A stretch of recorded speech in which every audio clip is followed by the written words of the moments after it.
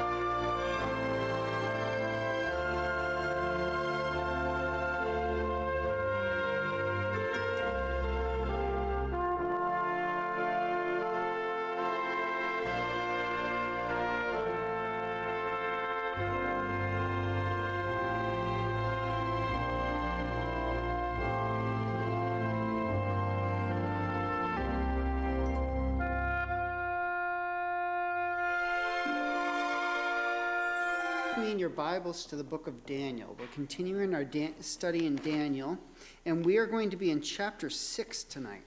Chapter 6, and this is probably one of the most famous or infamous or well-known stories in the Bible. Now, when we say story, there is the tendency sometimes that people hear story, and there's a tendency to think of like some sort of mythological or fairy tale or something like that, and that is not the case.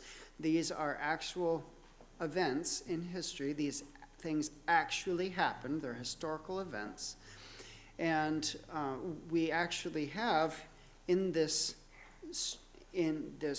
narrative, this story, an actual person that you can find extra biblically, so Darius or Cyrus in history. And there's all sorts of different information about him, some of his conquests and exploits, some of the things that he did.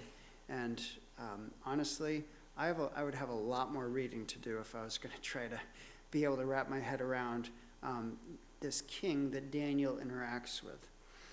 So what we're going to do is we're going to start off, I'm going to read chapter 6 to us. We're going to kind of get our bearings, and then we're going to work through the story a little bit.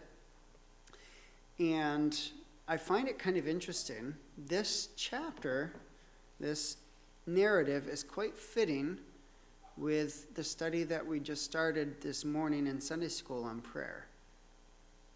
So, kind of interesting. All right, so I'm going to go ahead and start right in verse 1, Daniel chapter 6. And remember, Darius is the one who has just conquered Babylon. Babylon has fallen, and the king Belshazzar has been killed, or the third in line or second in line to the throne is killed. And now we have a pickup of kind of Darius starting to get his rule and get his government in place. It seemed good to Darius to appoint 120 satraps over the kingdom, that they would be in charge of the whole kingdom, and over them 3 commissioners, of whom Daniel was one, that these satraps might be accountable to them, and that the king might not suffer loss. Then this Daniel began distinguishing himself among the commissioners and the satraps because he possessed an extraordinary spirit, and the king planned to appoint him over the entire kingdom. Then the commissioners and the satraps began trying to find a ground of accusation against Daniel in regard to government affairs, but they could find no ground of accusation or evidence of corruption, inasmuch as he was faithful, and no negligence or corruption was to be found in him. Then these men said, "We will not find any ground of accusation against this Daniel unless we find it against him with regard to the law of his God." Then the commissioners and satraps came by agreement to the king and spoke to him as follows: "King Darius, live forever. All the commissioners of the kingdom and the prefects and the satraps and the high officials and the governors have consulted together that the king should establish a statute and enforce an injunction that anyone who makes a petition to any god or man besides you, O king, for 30 days shall be cast into the lion's den. Now, O king, establish the injunction and sign the document, so that it may not be changed according to the law of the Medes and Persians, which may not be revoked." Therefore, King Darius signed the document, that is, the injunction. Now when Daniel knew that the document was signed, he entered his house. Now in his roof chamber he had windows open toward Jerusalem, and he continued kneeling on his knees 3 times a day, praying and giving thanks before his God, as he had been doing previously. Then these men came by agreement and found Daniel making petition and supplication before his God. Then they approached and spoke before the king about the king's injunction. "Did you not sign an injunction that any man who makes a petition to any god or man besides you, O king, for 30 days is to be cast into the lion's den?" The king replied, "The statement is true according to the law of the Medes and Persians, which may not be revoked."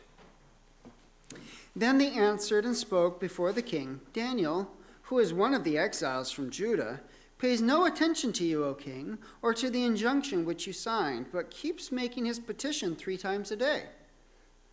Then, as soon as the king heard this statement, he was deeply distressed and set his mind on delivering Daniel, and even until sunset he kept exerting himself to rescue him. Then these men came by agreement to the king and said to the king, "Recognize, O king, that this is a law of the Medes and Persians, that no injunction or statute which the king establishes may be changed." Then the king gave orders, and Daniel was brought in and cast into the lion's den. The king spoke and said to Daniel, "Your God, whom you constantly serve, will himself deliver you." A stone was brought and laid over the mouth of the den, and the king sealed it with his own signet ring and with the signet rings of his nobles, so that nothing would be changed in regard to Daniel. Then the king went off to his palace and spent the night fasting, and no entertainment was brought before him, and his sleep fled from him. Then the king arose at dawn at the break of day and went in haste to the lion's den. When he had come near to the den to Daniel, he cried out with a troubled voice. The king spoke and said to Daniel, "Daniel, servant of the living God, has your God, whom you constantly serve, been able to deliver you from the lions?" Then Daniel spoke to the king. "O king, live forever. My God sent his angel and shut the lions' mouths, and they have not harmed me, inasmuch as was found innocent before him. And also toward you, O king, I have committed no crime." Then the king was very pleased and gave orders for Daniel to be taken up out of the den. So Daniel was taken up out of the den, and no injury whatever was found on him, because he had trusted in his God. The king then gave orders that they brought those men who had maliciously accused Daniel, and they cast them, their children, and their wives into the lion's den. And they had not reached the bottom of the den before the lions overpowered them and crushed all their bones. Then Darius the king wrote to all the peoples, nations, and men of every language who were living in all the land, "May your peace abound. I make a decree that in all the dominion of my kingdom men are to fear and tremble before the God of Daniel. For he is the living God and enduring forever. And his kingdom is one which will not be destroyed, and his dominion will be forever. He delivers and rescues and performs signs and wonders in heaven and on earth, who has also delivered Daniel from the power of the lions." So this Daniel enjoyed success in the reign of Darius and in the reign of Cyrus the Persian. All right, so there we are. So a few things to think about, and the jury's still out for me as far as exactly where I'm at, but we see at the end Darius and Cyrus the Persian, right? And so there's this idea that potentially they are two different people. That is one possibility. I've done some reading both today and in previous days, and I was getting two main possibilities. One is that Cyrus was under Darius as like a sub-ruler and actually responsible for a particular part of Darius's kingdom, which would maybe be Babylonia. The other possibility is that Darius is more of a title. So Darius has the idea of, it could mean Lord King, and so it could actually be that kind of like we see in Genesis and that area where Abimelech was a title for the Philistine king. So Abraham interacted with Abimelech, Isaac interacted with an Abimelech, Jacob interacted with an Abimelech, and the likelihood of it all being the same Abimelech is not very likely, and it was more of a title. It means like father king, something like that. So there is a possibility that Darius is actually a title for Cyrus. The jury's out on it. There's good argumentation on either side. Either way, it doesn't really change the story for us in Daniel's interactions with the law that is made. So, as we see here, Daniel is put in charge. He had been in charge. He had been recognized as someone of worth, someone of who was wise, who had an excellent spirit. And actually we see in verse 3, Daniel began to distinguish himself among the commissioners and satraps because he possessed an extraordinary spirit, and the king planned to appoint him over the whole kingdom. Have we seen this about Daniel prior? Yes. If we look back really quick, you keep your finger here to chapter 5, and you may not even have to turn a page, but remember when the writing on the wall happens, Belshazzar is worried and troubled, and very possibly his mother, the queen mother, says, hey, it's starting in verse 10, the queen entered the banquet hall because of the words of the king and his nobles. The queen spoke and said, O king, live forever. Do not let your thoughts alarm you, or your face be pale. There is a man in your kingdom in whom is the spirit of the holy gods, and in the days of your father, illumination, insight, and wisdom, like the wisdom of the gods, were found in him. And King Nebuchadnezzar, your father the king, appointed him chief of the magicians, conjurers, Chaldeans, and diviners. This was because an extraordinary or excellent spirit, knowledge and insight, interpretation of dreams, explanation of enigmas, and solving of difficult problems were found in this Daniel, whom the king named Belteshazzar. Let Daniel now be summoned, and he will declare the interpretation. So this is something that we've seen over and over again about Daniel and his character, right? We saw back in chapter 1, Daniel had purposed in his heart, remember, not to eat of the king's victuals. Now, this could have been partially because they were unclean, they weren't kosher, they didn't line up with his Jewish diet, and also it could have also partially had to do with they had been previously offered to the false gods of Babylon. And so we see Daniel had purposed, he had made a decision that he wasn't going to do something beforehand, before he was even faced with that possibility, and he then continued to follow through in his faithfulness to God. And so we see in Daniel 6 this idea where his faithfulness caused jealousy and contempt in those who he was working with, right? Or those who are under him. And so what do? They try to come up with a plan. Let's figure out how we can trap him. But as they tried over and over again to try to come up with different ways to trap Daniel, to get him in trouble, to get rid of him, what did they find? When it came to the management and his responsibilities and duties, he was found to be faithful. Is that something that should be a characteristic of us? That the jobs and tasks and responsibilities were found to be faithful. There was no accusation or evidence of corruption, inasmuch as he was faithful and no negligence or corruption was to be found in him. Daniel did his job. He did his job well. He worked hard. He was faithful, and they hated him for it. And he was and they weren't able to make any accusations in regards to that. So as I was looking, satraps is most likely a provincial or a province, like a governor.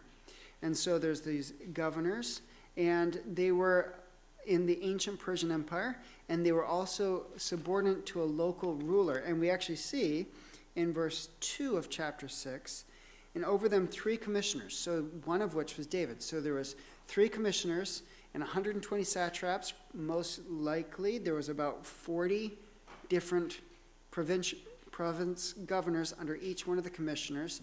But Daniel was doing his job so well that Darius had determined, you know what, I'm going to put Daniel in charge of the whole thing, and I know he'll do a good job. I don't have to worry about it.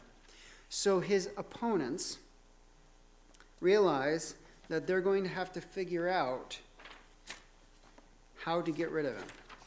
What are they going to do in order to get rid of Daniel? And so they say, you know what, the only way we're going to get rid of Daniel is if it has to do with a law with his God, because Daniel had also apparently shown himself to be faithful in following the law of God, right? The law that had been given to the Jews, he had been following and been faithful in that. Can you imagine how hard it would be to be following the law of God, Old Testament law, with all the dietary restrictions, all the different things like that, and in a foreign country, in a foreign land, that did not hold the same convictions, that did not promote it, and if anything was trying to encourage you not to, or there was the temptation to not follow through in obedience to God. Can you imagine that? But they recognized that Daniel had been faithful in that. And so what we see is they decide, you know what, we're going to have to trap him that way. And so what did they do? They decide to stroke Darius's ego, right? Let's do something, and in some ways, really, for the Persians, for the Medes and the Persians, the kings were considered to be a god anyway, and they were worshipped just like all the other false gods. So what's 30 days of just praying to the king instead of everyone else, right? And so for Darius, hey, having everyone in the kingdom pray to me for 30 days, that's pretty great. That shows how important I am. And so the law is passed. Now, what do we see is Daniel's response? How does Daniel respond to this? I've got my rights. I'm going to argue and fight about this. And the answer is no. Now, here's a question. Does this ever happen in our lives where we have certain freedoms here in the U.S.? We have certain things that we're allowed to do, freedom of religion, right to bear arms, different things like that, that have been enshrined in the Constitution, and we appreciate them. But here's a question. Okay, freedom of religion. We have the freedom to tell others about Christ. We have the freedom to meet here and worship. We have the freedom to hold a worldview. But how many of us actually are faithful in being free to read the Bible, being free to tell others about Christ, that sort of thing? Or we kind of follow along with the status quo, but then when there's any talk of possibly limiting those freedoms, well, we've got our rights, and we push back against it, and we fight back against it, and all of a sudden it's a big deal. But there were things that we're taking for granted and weren't doing in the first place anyway. Does that ever happen? It's like the kid on the playground who wasn't really interested in playing with a toy until the other kid came and tried to take it, and now all of a sudden that toy is important to them, right? That is not Daniel's response.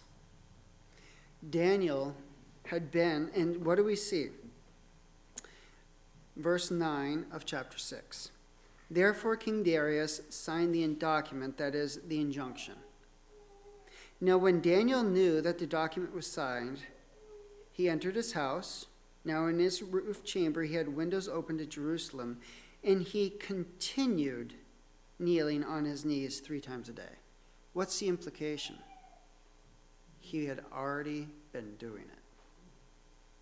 This was a pattern of behavior for Daniel. It was a habit. This was not some reactionary response to the unfairness of this king's injunction. It was not some response, I'll show them. This was a quiet, consistent pattern that Daniel had already put into place. This is the same pattern that we saw of Daniel in chapter 1, where he had already decided not to defile himself with the king's food, right? This was a pattern that he had shown, or his friends had shown, right, when the kneeling down to the statue that Nebuchadnezzar had set up. And so this was not something that was a reactionary thing. This was something that he had already decided to do. A faithfulness to God and what God has said. So, of course, his opponents already knew that Daniel was going to do this, didn't they? And I find it interesting. These men came by agreement. They already knew where to find him. They knew when to find him. They knew where to find him, how to find him. And they all came by agreement and found Daniel making petition and supplication before God. Then they approached and spoke before the king about the king's injunction. And I just love this. Like, did you not sign an injunction that any man who makes a petition to any other god or man besides you, O king, for 30 days is to be cast into the lion's den? It's like, do you recall that this happened? Do you remember this? And of course, the king replied, the statement is true, according to the law of the Meats and Persians, which may not be revoked. Now, this is kind of interesting. This was something that we actually, I learned in high school, and actually some in middle school, as far as constitutional law, the development of constitutions, the development of like contracts or even covenants between those being ruled and those ruling. And actually what's interesting is the law of the Medes and Persians, and right now I'm not even remembering the name of the stone, but there was a certain set of laws that were put in place by the Medes and Persians. They weren't the greatest of people, but they actually had some idea of trying to have some sort of standard. So it wasn't just the king got to do whatever on his whim and then he could revoke it and do something else. There is this understanding that the law of the Medes and Persians, if the king made a law about something, the king himself could not revoke it. So it's like this idea of trying to balance the king's power at some level. And so the king said, you're right, according to the law of the Medes and Persians, which may not be revoked. So for the next 30 days, everyone has to pray to me. Can't be changed. And of course, you can just kind of think of we got him. Then they answered and spoke to the king, Daniel, who is among the exiles. Now it's interesting. Do you think there might have been a little bit of envy going on from those who were being ruled by a Jew?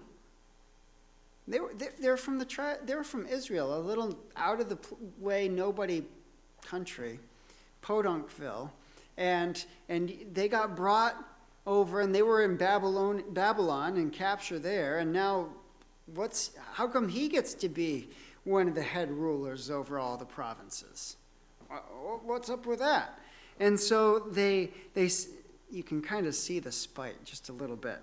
Who is one of the exiles from Judah, and the next thing is almost an overstatement, right? Pays no attention to you, O king, or the injunction which you signed. So what's the implication? He doesn't know. He doesn't really care. He's been waiting for an opportunity to think he could get away with something. False accusations. Or the king to the injunction which you signed, but keeps making his petition 3 times a day. He's keeping on doing it. Then as soon as the king heard this statement, he was deeply distressed and set his mind on delivering Daniel. The king probably at this point goes, I made a mistake. I messed up. And even until sunset, he kept exerting himself to rescue him, trying to come up with some way. Is there something, is there a loophole? Can we get Daniel out of the circumstance? Can we undo this? Is there any way in the law that we have that maybe we can get this figured out and save Daniel? And at this point, you can almost, they know they have the king cornered. His opponents know they have the king cornered. And they're being awful bold in the way that they're saying things. Verse 15, then these men came by agreement to the king. So once again, they're colluding together, they're planning together, and said to the king, recognize, O king, that it is the law of the Medes and Persians that no injunction or statute which the king established may be changed. So king, if you keep going, you're going to get yourself in trouble. There could be a revolt, there could be an overthrow. We're going to get someone who's actually going to follow the law of the Medes and Persians. So, king, you've got to do this. And so the king gave orders, and Daniel was brought in and cast into the lion's den. And do you think, it does appear that Darius had some sort of understanding of Daniel's devotion to God and his faithfulness to God, and had some understanding of Daniel's God even. Your God, whom you constantly serve, will himself deliver you. Whom you constantly serve. So Daniel, in his everyday life in the court, in the way that he interacted and did business, and then in his example of the way that he was praying and having petitions before God, did people recognize who Daniel was doing things for? And I think the answer is yes. Because Darius even says, who you constantly serve. So even in Daniel's service to the king, King Darius, and prior to that, Belshazzar, prior to that, Nebuchadnezzar, who was Daniel ultimately serving? God, the one true God. And this was many weeks ago now, but one of the things that we remember about Daniel is God is the Lord of history. He is responsible for the beginning, he has plotted it out, and he is responsible for the end. And all the kings that come, we saw that with Nebuchadnezzar, right? I am great. Bow down to the statue that I've created that is supposed to thumb my nose at God's going, you said I'm just the gold head, but the whole statue's gold, right? And then we saw with the tree, right? His dream of the tree, and he gets the kingdom stripped away from him for 7 years. Has the mind of an animal, eats grass, his hair gets all wild, his fingernails grow out. Eating grass with the wild donkeys. And then the kingdom gets restored to him. I mean, could you think of a different time that this would happen? And I mean, can you imagine if we had a country where there was a king? He absolutely went mad, crazy, out in the wilderness for 7 years, and then all of a sudden it's like, hey, let's make him king again. That was only because of God. God is the only one who could do that. And he did. And then we see that when Belshazzar knew what had happened, he had known what had happened to his father or grandfather Nebuchadnezzar, and still he did not regard God as being holy or being worthy of honor, and they mistreated and misused the articles from the temple. He is judged. God is the one who is responsible for all of that. And Daniel has been serving this God faithfully. And because of his faithfulness to this God, he is actually about to be thrown into a lion's den because of his faithfulness to his God. And so Daniel is thrown in. Now, can you imagine being that king? You just had to, because of a stupid edict that you signed into law, because it made you feel pretty important. Your most faithful servant just got thrown into a lion's den. I don't think I'd sleep well that night. And he didn't. And it says, no entertainment was brought before him, and his sleep fled from him. That's a really interesting picture. And so the next morning, it says the king goes to the lion's den early, and you can kind of hear the mournful tone in his voice. I don't think he's going to answer, but Daniel, servant of the Most High God, of the living God, has your God, whom you constantly serve, been able to deliver you from the lions? And you can kind of hear the old man's voice. O king, live forever. That's an honorific. It's a title. They didn't actually believe the king was going to live forever. But, O king, live forever. My God sent his angel and shut the lion's mouth. Now, interestingly, his angel is very likely the pre-incarnate Christ. Have we seen him intervene already in the book of Daniel? It's kind of neat, isn't it? You saw it with the fiery furnace. With Shadrach, Meshach, and Abednego, right? And God came, sent his angel, and he shut the lions' mouths. Now there could be, well, maybe they weren't hungry, right? Maybe they weren't hungry. The lions were like, lions are known to be fairly docile. I wouldn't touch one, but like if they've already eaten and had a good meal, lions are not going to go kill something else for fun. So maybe they weren't hungry, but what are we told what happens to those men who had tricked the king, who had gotten Daniel accused and thrown him in prison? They didn't even make it to the bottom of the pit before they were all dead. Now, it can sound very harsh because it says they cast them, their children, and their wives into the pit, right? The Bible is not condoning that. It is recording what happened. And during that day, that was normal.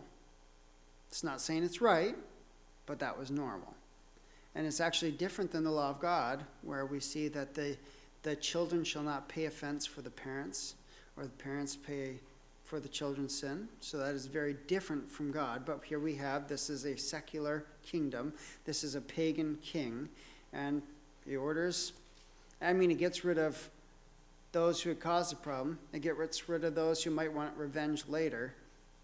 It's not right, but it's pretty economical at the same time. And so that's what the king did.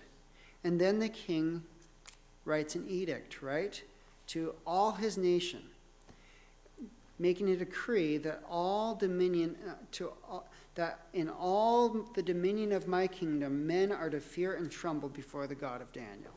Now here we have something similar to Nebuchadnezzar after the fiery furnace, right? Nebuchadnezzar writes an edict, don't say anything bad about Daniel's God, Shadrach, Meshach, and Abednego's God. Don't say anything bad about him, or they're going to have their house burned and turned into a dump heap, waste heap, and all that kind of stuff.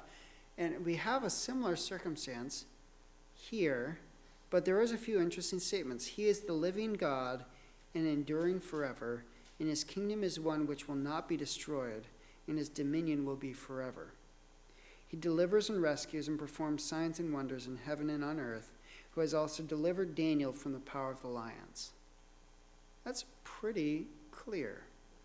Is our God a God who does those things? Yeah. Yes, he is. And is God the Lord of history? He is responsible from the beginning, and he's responsible for the end, and he is in charge and has sequenced and taken care of everything in between. And we're actually going to start seeing that as we get into some of the prophecy later in Daniel. So as far as application for us today, the likelihood of us getting thrown in a lion's den is pretty slim.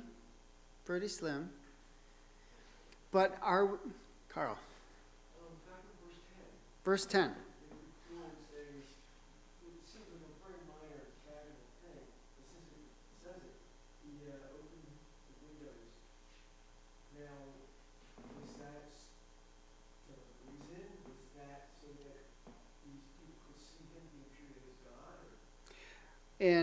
And there could be the indication that that was his normal practice.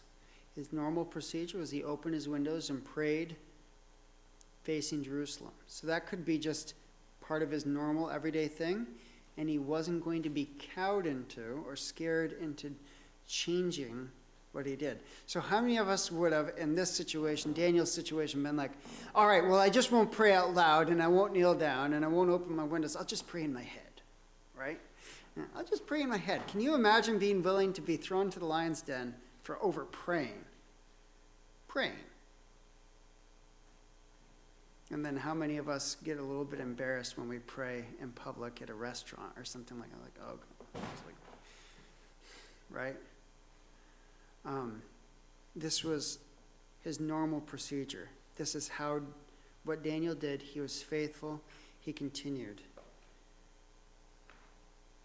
Are we known to be faithful to God? Daniel's God. Is Daniel's God our God? Yeah. Is he worthy, and does he have the right to expect us to worship and serve him faithfully? Yeah. Can we trust God if things get difficult? And are we willing to be faithful in spite of the difficulty? We should be known as people of prayer and people of faithfully serving our God before things get hard. Because if we are setting ourselves up in habits of faithfulness and prayer to God, it will be that much easier. It is training for when the difficulty comes. We should be praying before difficulty, preparing ourselves for when the difficulty comes, so that when the difficulty comes, we don't change our agenda or our practice or our program. We continue. How many of us fail to pray carefully and consistently when things are going well, but then when things start falling apart, then it's like, okay, now we need to pray. And the pattern that we have in Daniel is, it was just a part of his everyday life. Can you imagine how time-consuming it would be going to your house 3 times a day, kneeling, open your windows, facing Jerusalem, and praying 3 times? Once in the morning, once in the noon, once in the evening. Daniel was pretty committed to it, wasn't he? So as we close tonight, as we prepare to go through our week, what sort of habits and patterns are we going to be setting for ourselves, preparing us for faithfulness now when things are not as difficult as they could be? Preparing us and training us for when things do get difficult. And that could be outside sources, it could be persecution, or it could just be trouble happens. Problems come. And we talked about this in Sunday school some. Sometimes when difficulty comes, what happens? We try to rely on ourselves, and it's not until like 5, 6, 7, 8 steps into the process that we actually go, oh, maybe I should pray. Well, if we're setting the pattern of prayer now, if we're setting the pattern of serving God faithfully now, it'll be that much more setting ourselves up to pray right away. All right. Really quick, Psalm 55, 16, and 17. And you don't have to keep your finger here, because this will be where we're closing up. But this is a Psalm of David. Psalm 55.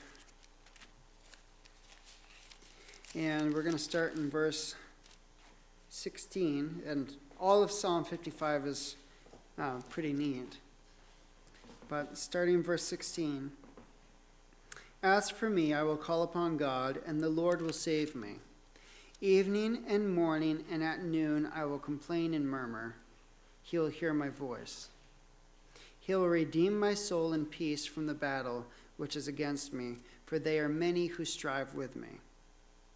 God will hear and answer them, even the one who sits enthroned from of old, Selah. So here's David kind of setting the same pattern, evening and morning and noon. And complain doesn't necessarily mean as in, oh God, it's so hard. It's so hard, God, please change us. It's like things are wrong. Things are not right in the world, and things are difficult. And murmur can be this like just you're talking quietly to God. And what are we told? He will hear my voice. So both Daniel was certain that God would hear him. David was certain that God would hear him. And we can be assured that God hears us as well. Let's close in prayer. Our gracious Heavenly Father, we thank you for the time that we've had together. We thank you for your faithfulness, and we thank you for the example of Daniel to us. And we thank you for your faithfulness. You delivered Daniel. You are the one who showed yourself more powerful than kings or those who were conspiring against Daniel. And we ask that you would be with us, help us to develop and just work on having habits that help us to be more faithful to you. Help us to be completely and totally dependent on you. Help us to honor and glorify you in all that we do and say, that people would recognize that we are serving you in whatever tasks we have. In Jesus' name we pray. Amen. You are dismissed.